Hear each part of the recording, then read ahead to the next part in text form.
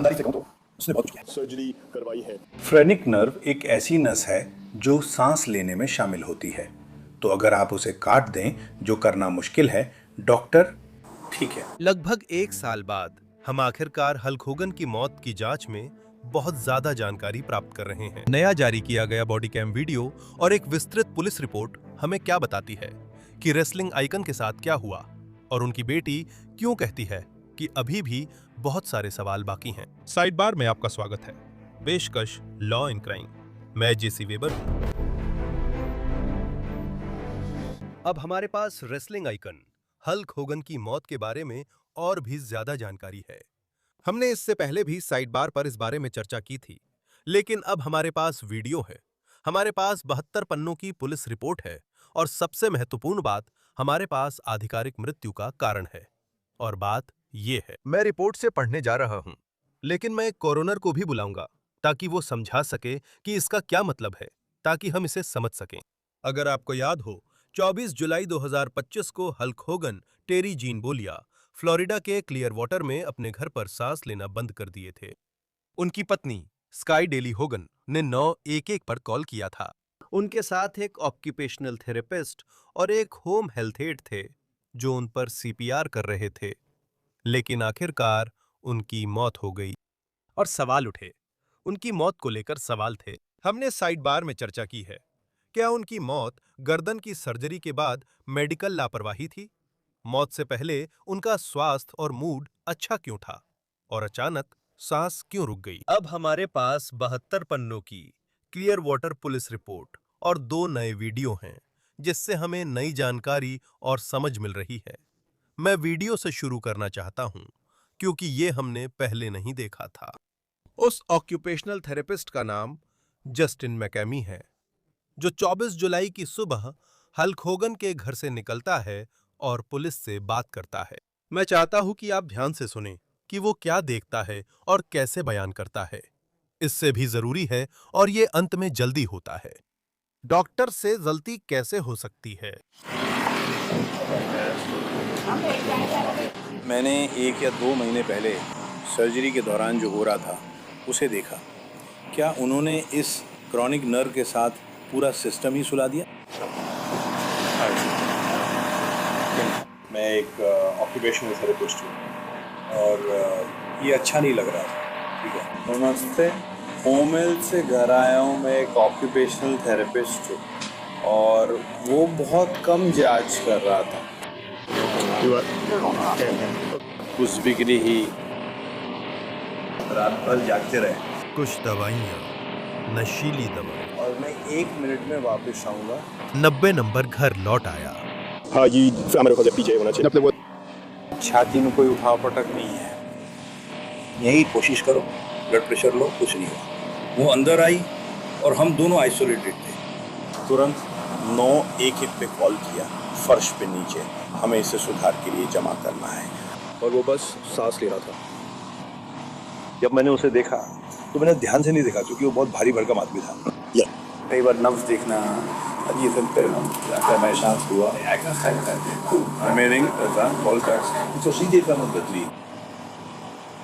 सच कहूं तो मुझे हैरानी है कि आप इतनी देर तक टिके रहे। आपने कहा था आप यहाँ सिर्फ 10 मिनट थे, है ना? उससे पहले वो, हाँ, यहाँ 2 के बारे में बात कर रहे हैं। मैं देख सकता हूँ 30। मैंने कहा था 9:30। नमस्ते, आप कब से देखभाल में मदद कर रहे हैं? ये मेरी दूसरी मुलाकात है। ये मेरी दूसरी मुलाकात है। मैंने ये पिछले हफ्ते किया था। मुझे नहीं पता कि वे यहाँ चौंकाएंगे या नहीं। और क्या आप उनकी मदद करने की कोशिश कर रहे हैं कि वे व्हीलचेयर में रहने जैसी चीज़ों के लिए खुद को ढाल सके? हाँ, परिभाषा अनुसार ऑक्यूपेशनल थेरेपिस्ट ऊपरी शरीर और पीटी पैरों पर काम करते हैं। उनकी मदद करते हैं ताकि वे जितना बेहतर हो सके काम कर सकें। जितना संभव हो सके। सही है। मैं उसे वापस लाने की कोशिश कर रहा था। वो सांस लेने में असहज था। क्या वो सक्षम था? क्या वो चलने फिरने में सक्षम था? मुश्किल से। ये पिवट ट्रांसफर था। वो सालों से यूरिनल इस्तेमाल कर रहा है। अभी सबसे बड़ी समस्या क्या है? सब कुछ जैसे हम थे, जैसे वो चलने में असमर्थ क्यों था? उसकी सर्जरी में फ्रेनिक नर्व कट गई थी। क्या ये हाल ही में हुआ था? ठीक है, तो क्या उसकी पीठ की सर्जरी हुई थी या क्या था? हाँ, ऐसा ही था। सच कहूँ तो इसकी कई सर्जरी हो चुकी हैं। पेरेनिक नर्व सांस से जुड़ी होती है। अगर इसे काट दें तो मुश्किल हो जाता है। डॉक्टर ठीक है, लेकिन मुद्दा वो नहीं है। तुमने ये पकड़ा है ना? डॉक्टर से गलती हो गई। इसी वजह से ये अटकलें लगाई गईं कि होगन की मौत शायद एक खराब सर्जरी की वजह से हुई थी। फिर हमारे पास 19 नवंबर 2025 का एक और वीडियो है, कुछ महीनों बाद। जब वो अपनी कार में है, ये ऑक्यूपेशनल थेरेपिस्ट एक अफसर फिर से उसके पास आता है ताकि डॉक्टर वाली बात पर और स्पष्टीकरण ले सके। ऐसा लगता है कि वो इसे नरम कर देता है। मैं बॉस से बात कर रहा था, वो एक और सवाल पूछना चाहता था। वीडियो में आपने बताया था कि जब फ्रेनिक नर्व फट जाती है तो ये करना बहुत मुश्किल होता है। मैं मानता हूँ कि क्या ये वास्तव में मेरी कोशिश नहीं है। ठीक है, हम ये जानना चाहते हैं कि आपको कैसे पता चला कि वो नस, माफ कीजिए मैं आपकी कार पर झुक रहा हूँ, वो नस एक आम चीज है जो सर्जरी के दौरान चोटिल हो सकती है, और बी जैसे आपने कैसे उस मेडिकल नतीजे पर पहुंचकर ये कहा कि ये करना मुश्किल है? नहीं, ये नहीं। ठीक है, मुझे लगता है, मेरा मतलब है मुझे नहीं पता, मेरा मतलब है मैं सहमत हूँ। मेरा मतलब है आप न्यूरोसर्जन नहीं है। कोई दिक्कत नहीं, मैंने ये पहले भी सुना है। मेडिकल स्कूल नहीं गए, आपके पास ऑक्यूपेशनल थेरेपी की डिग्री है और बस इतना ही, इससे आगे कुछ नहीं। सही है? हाँ ठीक है, आपको रोकने के लिए माफ कीजिए। मुझे बाहर जाना है। मैं समझता हूँ। इससे पहले बात करने की वजह से मुझे थोड़ी मुसीबत झेलनी पड़ी थी। ठीक है, मुझे लगता है बस इतना ही होना चाहिए। ठीक है, धन्यवाद सर। ये दिलचस्प था। कुछ दिन बाद मैंने बबल लॉयस वोंडोलॉव्स्की के पॉडकास्ट पर इंटरव्यू सुना। मैंने उससे सुना है। उस आदमी ने खुद क्रॉनिक नर्व का जिक्र किया और कहा, हो सकता है ऐसा ही हो, मैं ऐसा था। मैंने उससे सुना है। हाँ, तो मुझे नहीं करनी। ठीक है, अभी के लिए बहुत जोर से बात हो रही। ठीक है, चलो, ये भी सही है। मैं बस उसके लिए इतनी मजबूत हो जाती हूँ कि वो मुझ तक पहुंच ही नहीं पाता। खैर, वो ही उतना ही जरूरी है। तो ठीक है, ख्याल रखना। धन्यवाद। सभी बिल्ली मालिक ध्यान दें। क्या आप नहीं चाहते कि आपकी बिल्ली स्वस्थ और खुश रहें? इसके लिए स्मॉल्स खिलाना जरूरी है। क्यों? अधिकतर बिल्ली का खाना सस्ता भरावन, मांस के बाय प्रोडक्ट्स और नकली चीजों से बनता है, जिससे बिल्ली की सेहत पर असर पड़ता है। स्मॉल्स अलग है। उनकी रेसिपीज बिना प्रिजर्वेटिव्स 100% ह्यूमन ग्रेड इंग्रेडिएंट से बनती हैं, जो आपके फ्रिज में मिल जाएंगी। बिल्लियां अपनी ऊर्जा के लिए प्रोटीन पर निर्भर होती हैं। उन्हें स्वस्थ और फिट रहने के लिए काफी हाइड्रेशन की भी जरूरत होती है। और अच्छी बात यह है कि स्मॉल्स में कम से कम 80% एनिमल प्रोटीन होता है। उनकी ताजा सामग्री को धीरे धीरे पकाया जाता है ताकि पोषक तत्व, हाइड्रेशन और स्वाद बने रहें। 88% बिल्ली पालकों ने बताया है कि स्मॉल्स खिलाने के बाद उनकी बिल्लियों का पाचन बेहतर हुआ है, उनका फर और भी चमकदार हो गया है और खेलने के लिए उनमें ज्यादा ऊर्जा आ गई है। विशेषज्ञ भी इसकी खूब तारीफ कर रहे हैं। फोर्ब्स ने स्मॉल्स को बेहतरीन बिल्ली का खाना बताया। बज़फीड के समीक्षकों ने कहा, उनकी बिल्लियां इस खाने की दीवानी हैं। आपकी बिल्ली की सेहत उसी से शुरू होती है जो वो खाती है। स्मॉल्स आजमाएं। पहली खरीदारी पर 60% छूट, फ्री शिपिंग और जीवन भर के ट्रीट्स पाएं। smalls.com// या smalls.com/wisdom पर जाएं। तो ऐसा लगता है कि उन्होंने कहा कि उन्होंने ये मान लिया था कि उन्हें यह जानकारी मेडिकल रिकॉर्ड से मिली है, किसी डॉक्टर या नर्स से नहीं। लेकिन जो हुआ उसके बारे में कानून प्रवर्तन एजेंसियों के अनुसार अब मैं सीधे रिपोर्ट पर जाना चाहता हूं। मैं आपको शब्दशः पढ़कर सुनाऊंगा। मिसेज और निकोलस बेलाया के अनुसार मिस्टर बेलाया को ल्यूकीमिया, एट्रियल फाइब्रिलेशन, निमोनिया और किडनी फेलियर जैसी कई मेडिकल समस्याएं थीं। मिस्टर बेलाया को पिछले महीनों में कई बार बीमारियों के चलते अस्पताल में भर्ती होना पड़ा। मिसेस बेलाया और निकोलस बेलाया से बयान लिया गया। मिसेस बेलाया ने बताया कि ऑक्यूपेशनल थेरेपिस्ट और होम हेल्थ एड मिस्टर बेलाया के दिन के थेरेपी सत्र की तैयारी कर रहे थे। उन्होंने बताया कि मिस्टर बेलाया लिविंग रूम में रिक्लाइनर पर बैठे थे और हल्का नाश्ता किया था। जब मिस्टर मैकामी जरूरी संकेत ले रहे थे तो उन्होंने देखा कि ऐसा लग रहा था जैसे मिस्टर बेलाया का सीना अब ऊपर नीचे नहीं हो रहा है, और वो उन्हें देखने गईं। तब उन्होंने और मिस्टर मैकामी ने देखा कि उनकी नब्ज नहीं चल रही थी। मिसेस बेलाया ने तुरंत 911 पर कॉल किया। 911 कॉल रिकॉर्डिंग प्राप्त कर सभी पक्षों की समय सीमा और जानकारी, साथ ही 911 कॉल लेने वाले को मिसेस बेलाया द्वारा दी गई सूचना की पुष्टि की गई। जांचकर्ताओं ने मिस्टर बेलाया के शरीर का निरीक्षण किया, जिसमें चोट या आघात के संकेत नहीं मिले। मॉर्टन प्लांट अस्पताल के स्टाफ ने मिस्टर बेलाया की मृत्यु के बाद उनके परिवार के डॉक्टर जेरल्ड फिट्जगेरल्ड से संपर्क किया, जिन्होंने मृत्यु प्रमाण पत्र पर हस्ताक्षर करने की सलाह दी। और जहां तक होगन के अनुभव की बात है, रिपोर्ट में कहा गया है, उद्धरण, सार्जेंट बीवर और मैंने फिर मिस्टर बेलाया के पिछले चिकित्सा इतिहास के बारे में पूछा। मिसेस बेलाया ने बताया कि इस घटना से लगभग 6 हफ्ते पहले उन्होंने अपनी गर्दन में रीढ़ की सर्जरी करवाई थी और इस ऑपरेशन को फ्यूजन कहा था। मिसेस बेलाया ने बताया कि रीढ़ की सर्जरी के अलावा मिस्टर बेलाया की 3 हफ्ते पहले दिल में वॉल्व मरम्मत की सर्जरी हुई थी। दिल की सर्जरी के समय उन्होंने बताया कि मिस्टर बेलाया को क्रॉनिक लिम्फोसाइटिक ल्यूकीमिया भी डायग्नोज हुआ था। उन्होंने बताया कि उनके पति सर्जरी के बाद 3 हफ्ते अस्पताल में रहे। मिसेस बेलाया ने बताया कि ल्यूकीमिया डायग्नोज होने के 1 हफ्ते बाद उनके पति ने कीमोथेरेपी शुरू की थी। मैंने मिसेस बेलाया से उनके पति की दवाइयों के बारे में पूछा, तो उन्होंने कहा कि वे कई दवाइयां ले रहे हैं, लेकिन नाम नहीं बता सकती। उन्होंने बताया कि जो अधिकारी उनके घर आए थे, उन्होंने दवाइयों के बारे में पूछा था और बाद में उन्हें वही दवाइयां दी गई थीं। कृपया वे अतिरिक्त दस्तावेज देखें, जिनमें मिस्टर बेलाया को दी गई और वापस ली गई विशेष दवाइयों का विवरण है। मैंने मिसेस बेलाया से पूछा, मेडिकल घटना से पहले सुबह उनके पति कैसे थे? उन्होंने बताया, वह सामान्य सुबह थी और उन्होंने दही बेरीज का नाश्ता किया। यह घटना चिकित्सक के आने से 15 मिनट पहले की है। बाद में मैंने क्रिस्टोफर वोलो से व्यक्तिगत रूप से बात की, जो मिस्टर बेलाया के प्रबंधक हैं। मिस्टर वोलो ने बताया कि घटना से 1-2 हफ्ते पहले मिस्टर बेलाया को डायलिसिस पर रखा गया था और उनकी हालत तब बेहतर दिखी थी। इसके बाद मिस्टर वोलो ने बताया कि उनकी भी किडनी फेल हो गई थी। मिस्टर वोलो ने आगे बताया कि आज 24 जुलाई 2025 को मिस्टर बेलाया की उसी दिन बाद में एक और डायलिसिस अपॉइंटमेंट निर्धारित थी। मिसेस बेलाया और मिस्टर वोलो से बात कर मैं ईआर रूम नंबर 1 में लौटा, जहां मिस्टर बेलाया का इलाज हो रहा था। कुछ समय बाद डॉक्टर एरिका फ्रांसिस ने मिस्टर बेलाया को 11:17 पर मृत घोषित कर दिया। सार्जेंट बेवर और मैं दोबारा कमरे में गए और मिस्टर बेलाया के शरीर का निरीक्षण किया। शरीर अस्पताल के कमरे नंबर 1 के बिस्तर पर पीठ के बल था। उनकी दाहिनी पिंडली में इंट्राओसियस कैथेटर लगा था। उनके दाहिने हाथ में इंट्रावेनस कैथेटर था। पहले जब मेडिकल स्टाफ मिस्टर बेलाया को जीवन रक्षक उपाय दे रहे थे, मैंने देखा वे स्वचालित मैकेनिकल चेस्ट कंप्रेशन डिवाइस इस्तेमाल कर रहे थे। शरीर पर केवल स्टर्नम पर कंप्रेशन डिवाइस की जगह लालिमा और घर्षण के निशान थे, बाकी कहीं चोट के निशान नहीं थे। मैंने देखा कि मिस्टर बेलाया के टखनों और पैरों में सूजन थी।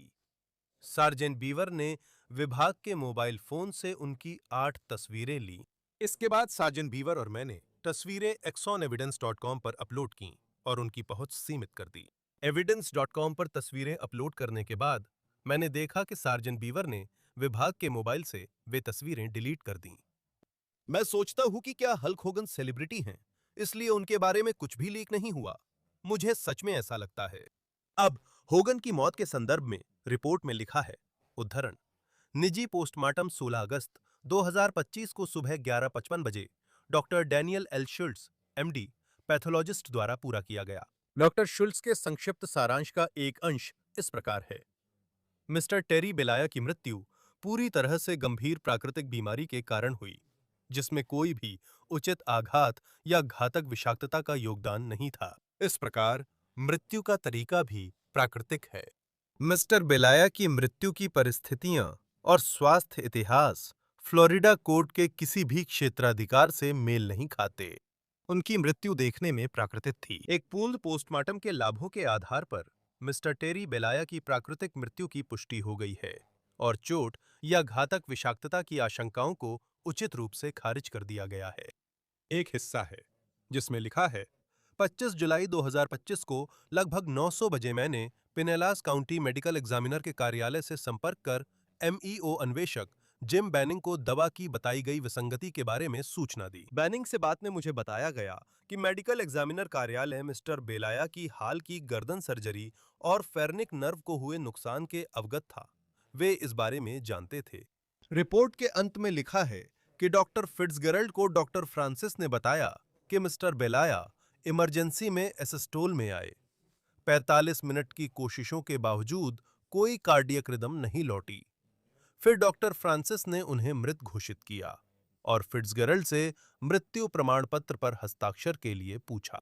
डॉक्टर फिट्जगेराल्ड ने कहा कि डॉक्टर फ्रांसिस की जानकारी के अनुसार उन्हें लगा मृत्यु हृदय संबंधी थी, इसलिए उन्होंने प्रमाण पत्र पर हस्ताक्षर किए। बाद में अधिकारियों ने मिस्टर बेलाया को वर्तमान में दी जा रही दवाइयों को इकट्ठा किया और उनकी गिनती की, जिससे पता चला कि मिस्टर बेलाया जितनी दवाइयां निर्धारित की गई थीं, उससे कम दवाइयां ले रहे थे। क्लियर वाटर पुलिस विभाग ने डीईए की सहायता ली ताकि यह पता लगाया जा सके कि किसी भी ओपिओइड के संबंध में कोई दवा लिखने में अनियमितता तो नहीं है। डीईए ने पुष्टि की कि पिछले 6 महीनों में मिस्टर फिट्जगेराल्ड या किसी अन्य दवा लिखने वाले द्वारा मिस्टर बेलाया को किसी भी ओपिओइड की कोई असामान्य दवा नहीं लिखी गई थी। गोलियों की गिनती करते समय जासूसों ने पाया कि मिस्टर बेलाया निर्धारित ओपिओइड की कम खुराक ले रहे थे, जो किसी वर्तमान नशे के शिकार व्यक्ति के व्यवहार से मेल नहीं खाता। क्लियर वाटर पुलिस ने जो दवाएं एकत्रित की, वे डॉक्टर फिट्जगेराल्ड ने नहीं लिखी और मिस्टर मैककेमी के आरोपों के चलते माना गया कि मिस्टर बेलाया की चोट उनकी मृत्यु का संभावित कारण हो सकती है। कई समन अनुरोध पूरे किए गए, जिनमें मिस्टर बेलाया के चिकित्सा रिकॉर्ड्स कई चिकित्सा प्रदाताओं से मांगे गए, जिसमें उनके निकटतम परिजन मिसेस बेलाया की सहमति शामिल थी। अंततः ये समन छठे न्यायिक सर्किट के राज्य अटॉर्नी कार्यालय द्वारा मॉर्टन प्लांट अस्पताल, टैंपा जनरल अस्पताल, विजिटिंग नर्सेज एसोसिएशन और गुड समैरिटन अस्पताल को भेजे गए। कई महीनों में सभी संस्थाओं से परिणाम मिल गए। चिकित्सा रिकॉर्ड की समीक्षा में कई चिकित्सा निदान सामने आए और मिस्टर बेलाया की मृत्यु से कुछ महीने पहले कई बार लंबी अस्पताल में भर्ती और स्वास्थ्य में गिरावट देखी गई, जो मिसेस बेलाया और निकोलस बेलाया द्वारा दिए गए इंटरव्यू के अनुरूप थी। 27 अगस्त 2025 को मिसेस बेलाया और निकोलस बेलाया ने डिटेक्टिव बीबर को 24 जुलाई 2025 की सुबह की होम सर्विलांस फुटेज की समीक्षा करने की अनुमति दी। कैमरे में निवास का लिविंग रूम दिखा, जहां मिस्टर बेलाया थे। अधिकारियों व चिकित्सा कर्मियों की मौजूदगी में उन्हें कार्डियक अरेस्ट आया। रिकॉर्डिंग को निवास स्थान पर व्यक्तिगत रूप से देखा गया और इसने मिसेस बेलाया, मिस स्विंटन और मिस्टर मैककेमी द्वारा पहले दिए गए उन बयानों की पुष्टि की जो घटनाओं की उस श्रृंखला के बारे में थे जो मिस्टर बेलाया के कार्डियक अरेस्ट में जाने से ठीक पहले और बाद में हुई थीं। वीडियो फुटेज इकट्ठा नहीं हुआ और परिवार के पास ही रहा। जांच अधिकारियों ने सभी आपातकालीन चिकित्सा सेवा प्रदाताओं से साक्षात्कार किए, ईएमएस कर्मियों से भी बात की और उन्होंने भी मिस्टर बेलाया के शरीर पर किसी भी प्रकार की चोट या आघात के कोई संकेत देखने की रिपोर्ट नहीं की। बाद में पता चला कि मिसेस बेलाया और निकोलस बेलाया ने मिस्टर बेलाया का निजी पोस्टमार्टम करवाने की व्यवस्था की थी। क्लियर वाटर पुलिस को डॉक्टर डैनियल शुल्ट्ज से पोस्टमार्टम रिपोर्ट का सारांश मिला। पोस्टमार्टम करने वाले पैथोलॉजिस्ट डॉक्टर शुल्ट्ज अपनी रिपोर्ट में लिखते हैं कि उन्होंने 16 अगस्त 2025 को 11:55 बजे पोस्टमार्टम किया। डॉक्टर शुल्ट्ज लिखते हैं कि मिस्टर बेलाया की मृत्यु, उद्धरण, पूरी तरह से गंभीर प्राकृतिक बीमारी के कारण हुई, जिसमें कोई भी उचित आघात या विषाक्तता का योगदान नहीं था। इस प्रकार मृत्यु का तरीका भी प्राकृतिक है। बयानों, चिकित्सा रिकॉर्ड्स, निवास के अंदर की निगरानी फुटेज और मिस्टर बेलाया के शरीर की दृश्य जांच की पूरी समीक्षा के बाद ऐसा कोई सबूत नहीं मिला है जो ये दर्शाए कि टेरी बेलाया की मृत्यु प्राकृतिक के अलावा किसी और कारण से हुई हो। जांच के दौरान उनकी मृत्यु से संबंधित किसी भी आपराधिक कृत्य का कोई सबूत नहीं मिला है। ये मामला बंद कर दिया जाएगा और इसे गैर आपराधिक हल माना जाएगा। ठीक है। पूरी रिपोर्ट में कानून प्रवर्तन की यही बात पुष्ट होती है। उदाहरण के लिए रॉबरी होमिसाइड डिवीजन के एक डिटेक्टिव की टिप्पणी है। इसमें लिखा है, उद्धरण, रिकॉर्ड की समीक्षा में मुझे कुछ भी असंगत नहीं दिखा। अब इससे पहले कि मैं हमारे कोरोनर को बुलाऊं ताकि वो इसका मतलब समझा सके, मैं ब्रुक होगन के बारे में संक्षेप में बात करना चाहता हूं, जो कि हल्क होगन की कथित रूप से अलग रह रही बेटी हैं। लगता है वे काफी समय से बात नहीं कर रहे थे और वो उनकी वसीयत में भी नहीं थीं। रिपोर्ट में लिखा है, गुरुवार 7 अगस्त 2025 को लगभग 14:31 बजे टेरी बोलेया की बेटी ब्रूक बोलेया ने मुझसे अपने पिता के बारे में जानकारी के लिए संपर्क किया, खासकर यह जानने के लिए कि क्या पोस्टमार्टम किया जाएगा। मैंने कहा कि पोस्टमार्टम करने का फैसला मेडिकल एग्जामिनर की जिम्मेदारी है। मिस बोलेया ने कहा कि वो अपने पिता के हालिया मेडिकल इतिहास को लेकर चिंतित हैं और उन्हें पता चला है कि उनकी हाल की सर्जरी में मेडिकल स्टाफ से गलती हो सकती है। मैंने कहा कि हमने वही अपुष्ट आरोप सुना है और जांच करेंगे। मिस बोलेया ने निजी पोस्टमार्टम और दाह संस्कार को लेकर अपनी चिंता जताई। मैंने बताया कि फैसले कानूनी रूप से अगले परिजन पर निर्भर हैं और सुझाव दिया कि वह स्काई से बात करें। मिस बोलेया ने मदद के लिए धन्यवाद कहा। कॉल खत्म करने से पहले मिस बोलेया ने अपने पिता की मृत्यु से जुड़े सभी लैब कार्यों की जानकारी मांगी। मैंने सुझाव दिया कि मैं मॉर्टन प्लांट अस्पताल की लीगल डिवीजन का नंबर भेज दूंगा। उनके पिता के निधन पर शोक जताया और कॉल खत्म की।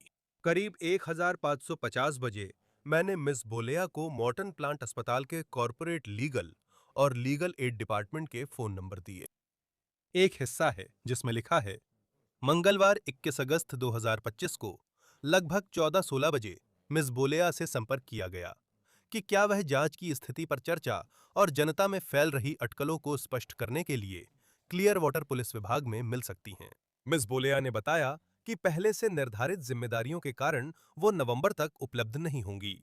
मैंने समझाया कि हमें लगता है कि उनके साथ केस से जुड़े तथ्यों को साझा करना उचित होगा। उन्होंने स्वीकार किया, लेकिन कहा कि वह मिल नहीं सकते। लगभग 16:01 पर मिस बोलेया ने मुझसे फिर संपर्क किया और बताया कि उन्होंने जांचकर्ताओं से मिलने के विकल्प के बारे में सोचा है।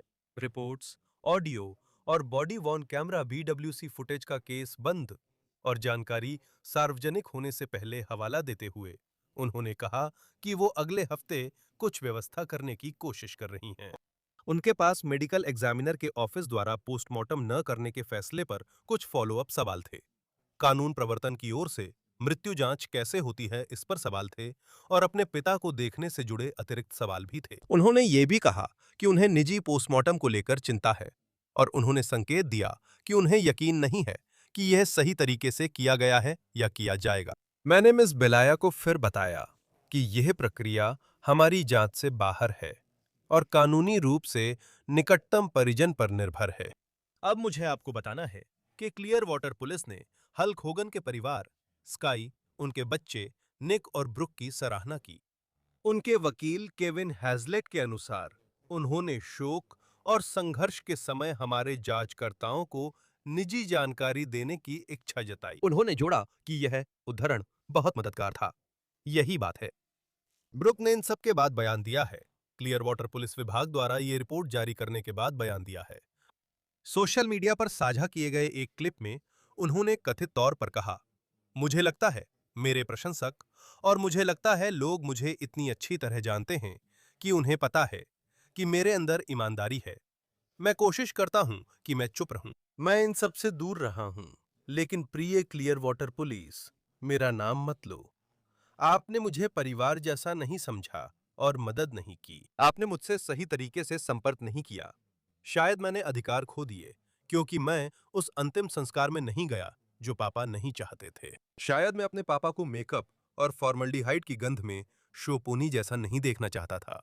माफ कीजिए, मेरे पापा भी ऐसा नहीं चाहते थे। माफ कीजिए, मैं उनके सारे संदिग्ध लोगों से नहीं निपटना चाहता था।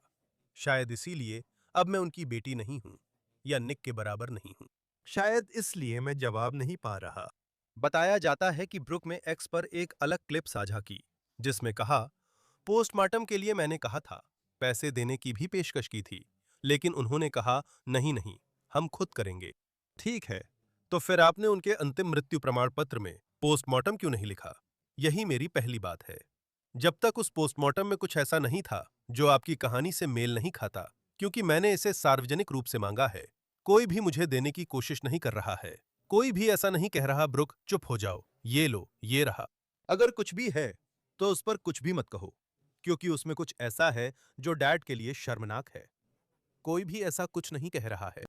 उसने कहा कि निजी पोस्टमार्टम हुआ, लेकिन उसे परिणाम देखने नहीं दिया गया। उसने स्काई और रिपोर्ट पढ़ने को लेकर सवाल उठाए। सिर्फ वही थी जिसने देखा उसके पिता सांस नहीं ले रहे थे, जबकि 2 और मेडिकल प्रोफेशनल्स भी थे। उसके अनुसार ब्लड सैंपल नहीं था, लेकिन उसके पिता के खून में कुछ संदिग्ध नहीं मिला। उसने ये भी उजागर किया कि उसके अनुसार फिर से उसकी नज़र में टॉक्सिकोलॉजी रिपोर्ट और उसके पिता द्वारा ली जा रही दवाओं के बीच असंगतियां थीं।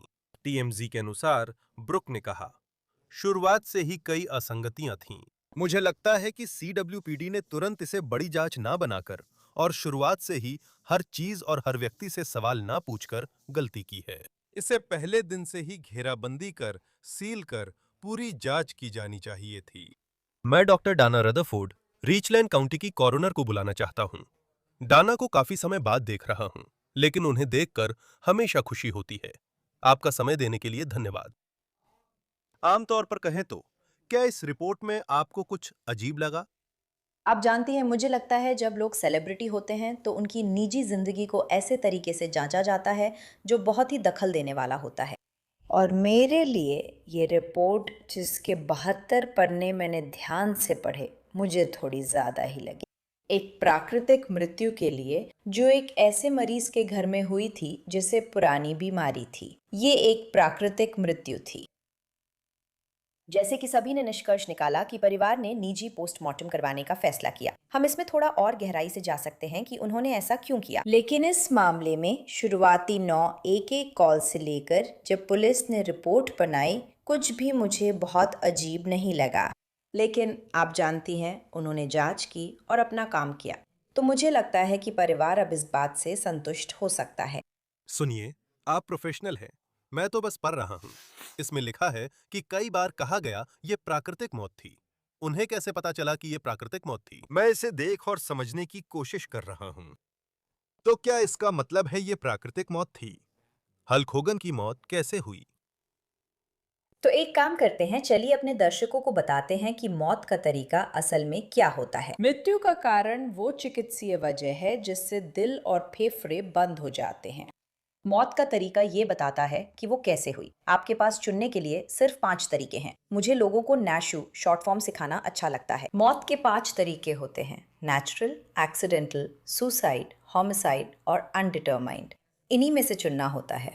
तो जब हम इस केस के संदर्भ में देखते हैं तो यहाँ एक व्यक्ति है जिसे लंबे समय से स्वास्थ्य संबंधी समस्याएं थी। उसे किडनी फेलियर था, उसे ल्यूकीमिया था, उसे एट्रियल फाइब्रिलेशन था। उसके पास ये सारी समस्याएं थीं जो कभी भी उसकी मौत का कारण बन सकती थीं। सिर्फ एफib भी, जो एक असामान्य और अनियमित धड़कन थी, कभी भी उसकी जान ले सकती थी। वो टीवी देखता और उसका दिल कई बार धड़कना बंद कर देता, जिससे उसकी जान जा सकती थी। उसकी पुरानी स्वास्थ्य समस्याएं थीं जो कभी भी जान ले सकती थीं। शरीर देखने पर हम उसका स्वास्थ्य इतिहास भी देखते हैं। हम जो बात कहते हैं उनमें से एक ये है कि यहाँ ऐसा क्या हुआ जो शायद उसकी मौत का कारण बन सकता था। उसके अलावा किसी आघात, चोट या हाल में गिरने का कोई संकेत नहीं था। जब हम ल्यूकीमिया के बारे में बात करते हैं और इस तथ्य के बारे में कि उसे बहुत आसानी से खून बहने की संभावना हो सकती है, तो एक हल्की सी गिरावट भी उसके लिए सबड्यूरल, आप जानती हैं, हेमेटोमा या सबड्यूरल हैमरेज का कारण बन सकती थी, जो उसकी मौत का कारण बन सकती थी। लेकिन उसके साथ ऐसा नहीं हुआ। तो मुझे समझ नहीं आता कि उन्होंने इतनी ज़्यादा जांच क्यों की। लेकिन मैं ये भी समझती हूँ कि परिवार को शायद और जवाब चाहिए थे। और निश्चित रूप से टॉक्सिकोलॉजी की जांच करने से हमें वो जवाब मिल सकते हैं। और अगर आप चाहें तो हम इसके बारे में थोड़ा बात कर सकते हैं। आइए आगे बात करें, क्योंकि मुझे लगता है कि उन्हें इसे जारी करना ही था और मुझे लगता है कि उन्हें पूरी तरह से जांच करनी पड़ी, जो मैं उम्मीद करता हूं कि वे हर मामले में करते हैं। लेकिन हल्क होगन को लेकर बहुत सारी अटकलें थीं। उनकी मौत को लेकर भी बहुत सारी अटकलें थीं। टॉक्सिकोलॉजी के बारे में क्या? आपने उससे क्या निष्कर्ष निकाला? तो टॉक्सिकोलॉजी से बस ये पता चला कि वो वास्तव में अपने लिए निर्धारित की गई ओपियोइड दवाएं भी इस तरह से नहीं ले रहे थे जिससे लत का कोई संकेत मिले। और जब हम प्रिस्क्रिप्शन देखते हैं तो हम ये देखते हैं कि उन्हें किसने लिखा, कितनी बार लिखा। हम वास्तव में एक स्क्रिप्स रिपोर्ट चला सकते हैं और वो जानकारी प्राप्त कर सकते हैं जो डीईए को प्रिस्क्राइबर और उनके ओपियोइड दवाएं लिखने की आदतों और रुझानों के बारे में भेजी जाती है। इसलिए जो 72 पन्ने मैंने पढ़े उनमें कुछ भी असंगत नहीं था।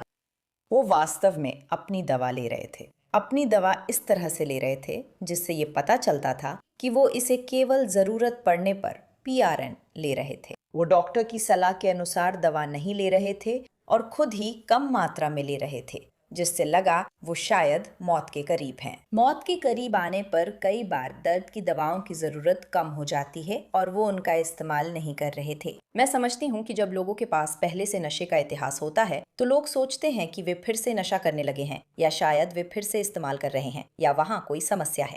हम किसी के अतीत को उसके खिलाफ इस्तेमाल नहीं कर सकते। हम इतिहास से अपनी जांच को मार्गदर्शन दे सकते हैं, लेकिन ये मानना सही नहीं कि वही दोहराया जाएगा। और उनकी टॉक्सिकोलॉजी रिपोर्ट में कुछ भी संदिग्ध नहीं मिला। इसमें कोई जहर या ऐसी कोई चीज नहीं पाई गई जो उनकी मौत में योगदान दे सकती थी।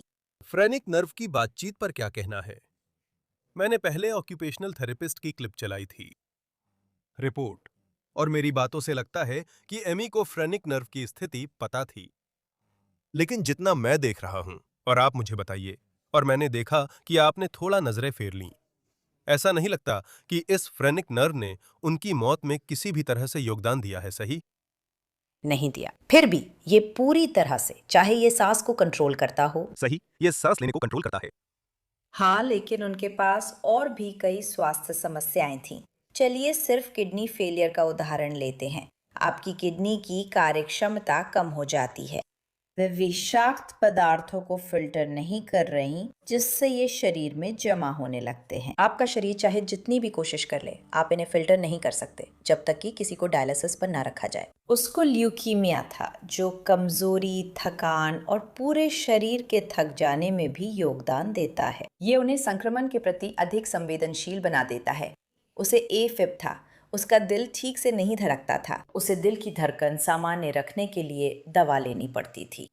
इन सभी चीजों से समस्याएं हो सकती हैं, और जब आपको किडनी फेलियर होता है और वो और ज्यादा बढ़ता है तो सोचिए आपको और क्या क्या हो सकता है। आपके शरीर में तरल जमा होने लगता है, जिससे पल्मोनरी एडिमा हो सकता है, जिससे सांस लेने में तकलीफ बढ़ सकती है और आप ठीक से सांस लेना बंद कर सकते हैं। आप 1 मिनट में जीवन बनाए रखने लायक पर्याप्त बार सांस नहीं ले पाते। हाँ, ये फ्रेनिक नर्व इंजरी है और लोग इसे देखना चाहते थे। मुझे लगता है कि ये परिवार ने समझदारी दिखाते हुए स्वतंत्र ऑटोप्सी करवाई, क्योंकि मेडिकल एग्जामिनर को इसकी जरूरत नहीं लगी, जिससे आपको पता चल जाता है कि किसी ने भी यहाँ कुछ भी आपराधिक होने के बारे में नहीं सोचा था। लेकिन उन्होंने टॉक्सिकोलॉजी जरूर करवाई ताकि ये पता चल सके कि क्या कोई दवा या पदार्थ था जो उनकी मौत में योगदान दे सकता था या उनकी सांस लेने की क्षमता को प्रभावित कर सकता था, जो मुझे लगता है कि बहुत ज़रूरी है। और वहाँ कुछ भी नहीं मिला। तो फिर से फ्रेनिक नर्व की चोट, हाँ, लेकिन यहाँ मौत का कारण नहीं है। साफ कहूं तो आपने कई जटिलताओं, समस्याओं और संभावित जटिलताओं पर बात की। क्या उस समय उन्हें सही से पता था कि ये कैसे हुआ? जब तक मैं गलत नहीं हूं। ठीक है, मैं आपको थोड़ा सा समझा देती हूँ कि मृत्यु प्रमाण पत्र में असल में क्या लिखा होता है। ये किसी के मरने के तरीके पर डॉक्टर की राय होती है। इसमें बिल्कुल सटीक कारण होना जरूरी नहीं है। हम बिना पोस्टमार्टम किए भी अक्सर मृत्यु प्रमाणित करते हैं। डॉक्टर किसी की मेडिकल हिस्ट्री के आधार पर प्राकृतिक मृत्यु प्रमाणित करते हैं। आप अपने घर में भी मर सकते हैं बिना किसी के देखे। आपके डॉक्टर ने पिछले 3 महीनों में आपको देखा है, आपको कंजेस्टिव हार्ट फेलियर या किडनी फेलियर है। वे मृत्यु प्रमाण पत्र पर मृत्यु का कारण लिख सकते हैं, जैसे kidney failure, atherosclerotic cardiovascular disease, heart disease या कंजेस्टिव हार्ट फेलियर।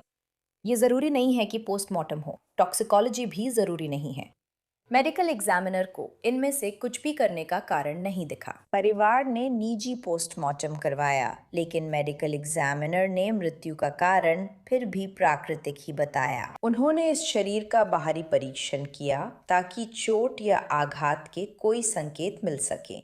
ऐसा कुछ भी नहीं मिला। उन्होंने टॉक्सिकोलॉजी रिपोर्ट देखी और फिर उसमें भी ऐसा कुछ नहीं था जिससे ये संकेत मिले कि उनके शरीर में ऐसा कोई पदार्थ था जिसने उनकी मृत्यु में योगदान दिया हो।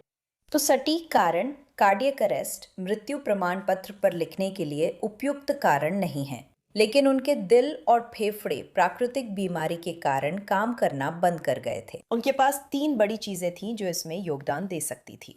निजी पोस्टमार्टम से आप क्या निष्कर्ष निकालते हैं?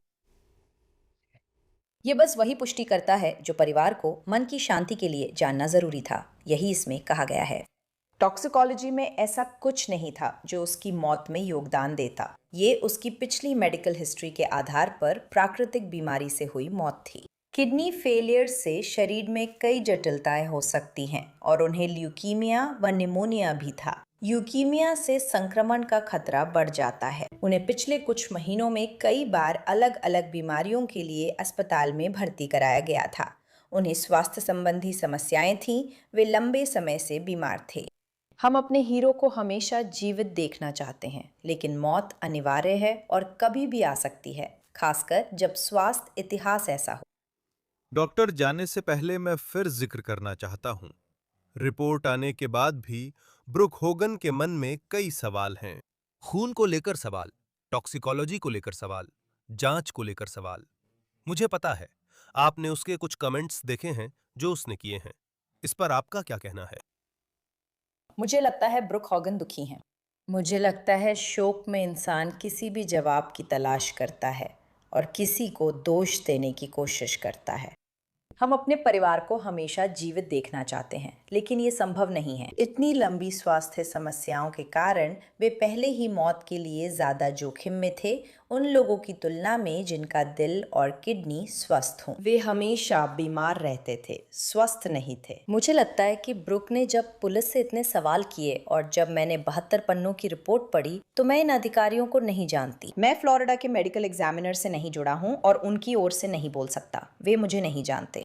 मैं आपको बता रही हूँ, मेरी राय में ये एक बहुत ही गहन जांच थी, उनकी समरी से लेकर विस्तृत गवाहों के बयानों तक। मुझे इस मामले में ऐसा कुछ नहीं दिखता जो नजरअंदाज किया गया हो। आपकी राय में कोई विसंगति नहीं है? नहीं, बिल्कुल नहीं, क्योंकि फिर से इसे शुरू से ही एक प्राकृतिक मृत्यु के रूप में देखा गया था। अब ये तथ्य कि वे आगे बढ़े और गवाहों के बयान देखे और कहा, ठीक है, चलिए वीडियो फुटेज देखते हैं। अगर उन्हें उस वीडियो फुटेज में कुछ भी थोड़ा सा भी संदिग्ध दिखता तो वे उस वीडियो को अपने कब्जे में ले लेते। वे गवाहों से दोबारा पूछताछ करते। अगर उन्हें लगे कि कोई अनदेखी कर रहा है तो वे गिरफ्तारी कर लेते, जैसा ब्रुक इशारा कर रही हैं। घर में 2 मेडिकल प्रोफेशनल्स थे जो उसकी देखभाल और अन्य चीजें भी तैयार कर रहे थे। कोई वजह नहीं है कि कोई 24 घंटे उस पर बैठा रहे, उसे घूरता रहे जब वो वहां बैठकर टेलीविजन देख रहा है और अपना नाश्ता कर रहा है। मुझे इस मामले में किसी तरह की लापरवाही या गलत काम का कोई संकेत नहीं दिखता। मुझे लगता है कि ब्रुक शोक में है। डॉक्टर, इसे स्पष्ट करने के लिए आपका बहुत धन्यवाद। आप जानते हैं, मैं इसे पढ़ता हूँ, समझने की कोशिश करता हूँ, हमारे दर्शक भी इसे समझने की कोशिश करते हैं, लेकिन हमें बहुत खुशी है कि आप हमारे साथ हैं। डॉक्टर नाडा रदरफोर्ड, आपका बहुत धन्यवाद। आपसे मिलकर अच्छा लगा। मुझे खुशी हुई। आपका बहुत धन्यवाद। ठीक है, फिलहाल साइडबार पर हमारे पास आपके लिए बस इतना ही है। आप सभी का बहुत धन्यवाद कि आपने हमारे साथ जुड़कर ये देखा, और हमेशा की तरह कृपया YouTube, Apple पॉडकास्ट, Spotify या जहां भी आप अपने पॉडकास्ट सुनते हैं वहां सब्सक्राइब करें। आप हमें NBC के पीकॉक पर भी देख सकते हैं। अगर आप मुझे फॉलो करना चाहते हैं तो X, Instagram या मेरा न्यूज नेशन शो जेसी वेबर लाइव सोमवार से शुक्रवार रात 11:00 बजे ईस्टर्न टाइम पर देखें। अगली बार फिर मिलेंगे। सभी को नमस्कार।